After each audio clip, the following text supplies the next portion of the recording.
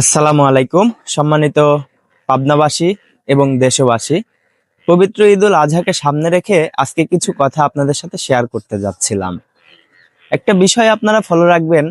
এবং আমি আমার জীবনে এমন কিছু বড়লোক মানুষ দেখেছি, জীবনে অনেক বিত্তমান মানুষের সাথে চলাফেরা করেছি, মধ্যবিত্ত, নিম্নবিত্ত, উচ্চবিত্ত সবার সাথেই আমি আমার জীবনে চলেছি এবং খুবই ঘনিষ্ঠভাবে চলেছি।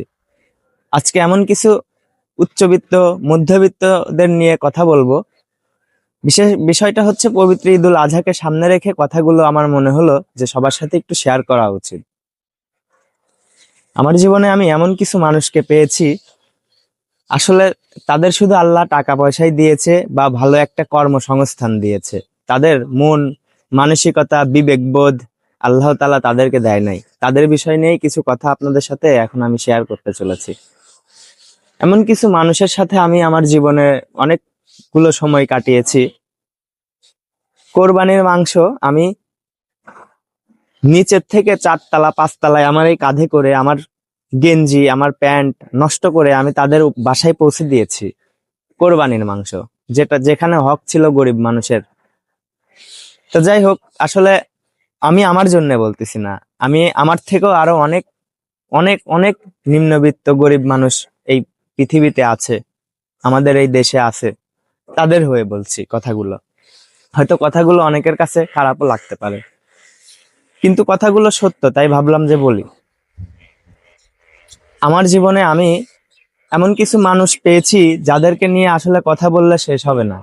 এমন কিছু বড় মানুষ রূপী বড় লোক পেয়েছি, বা হয়তো নিম্নবিত্ত তারা, কিন্তু ভালো একটা কর্মসংস্থানের সাথে তারা জড়িত আছে, ভালো একটা স্যালারির চাকরি করে। যাই হোক, অনেকেই আবার কথাগুলো গায়ের উপরে নিতে পারেন, আপনাদের কাছে দয়া করে আমি ক্ষমা প্রার্থী, আপনারা কিছু মনে করবেন না। আমি কাউকে উদ্দেশ্য করে বলছি না, এই কথাগুলো সবাইকে উদ্দেশ্য করে বলছি, এই পৃথিবীর প্রতিটা মানুষকে উদ্দেশ্য করে বলছি। আমি আমার কাঁধে করে আরো অনেক কিছু তাদের বাসায় বহন করেছি, তাদের জিনিসগুলো তাদের নিরাপদে পৌঁছে দিয়েছি। সেখান থেকে আমি আমার জন্য কিছুই আশা করি নাই, বা আমি চাই না যে সেগুলো তারা আমাকে দিক। কিন্তু তাদের নৈতিক দায়িত্ব থেকে তাদের কিন্তু আমাকে আমার নামটা তাদের উল্লেখ করা উচিত ছিল, যে ওই ছেলেটাও তো গরিব, ও আমাদের সাথে এতদিন ধরে আমাদের সার্ভিস দিচ্ছে, বা আমাদের সাথে ওকে নিয়ে আমরা অনেক কিছু ওকে ওকে দিয়ে ব্যবহার করি, ওকে আমরা ব্যবহার করে নিচ্ছি। সেদিক দিয়ে ধরলেও হয়তোবা আমি কিছু না কিছু তাদের থেকে প্রাপ্য ছিলাম। এরকমই কিছু বিষয় আমাদের এই সমাজে, আমাদের এই পৃথিবীতে প্রতিনিয়তই ঘটতেছে। এর থেকেও কঠিনতম বিষয় কিন্তু প্রতিনিয়ত ঘটেই চলেছে। তো এটাই